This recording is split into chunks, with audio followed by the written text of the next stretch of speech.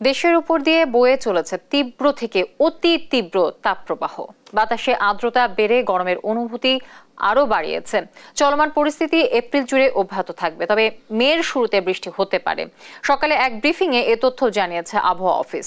April পুরোটা জুড়ে তাপপ্রবাহ থাকলেও মে মাসের 2 তারিখ থেকে তাপমাত্রা কমে যাবে বলে পূর্বাভাস দিয়েছেন আবহাওয়াবিদ ওমর ফারুক। 2 থেকে 5 মে পর্যন্ত প্রতিদিনই বৃষ্টি হতে পারে।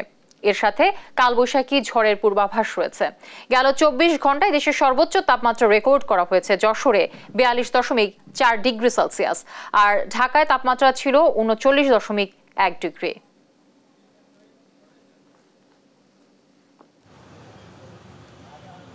মে মাসের শুরুতে অর্থাৎ 2 তারিখের দিকে যদি আমি স্পেসিফিক বলি, তাহলে 2 মে থেকে কালবৈশাখী ঝড়ের একটা সম্ভাবনা রয়েছে, অর্থাৎ বৃষ্টি এবং বজ্রসহ বৃষ্টি, সেই সাথে কালবৈশাখী ঝড়ের সম্ভাবনা আছে। এই বৃষ্টির কারণেই মে মাসের শুরুর দিকেই তাপমাত্রা কমে গিয়ে কোথাও কোথাও 2 থেকে 3 ডিগ্রি সেলসিয়াস পর্যন্ত কমে গিয়ে মানুষের তাপমাত্রা সহনীয় পর্যায়ে ফিরে আসার সম্ভাবনা রয়েছে।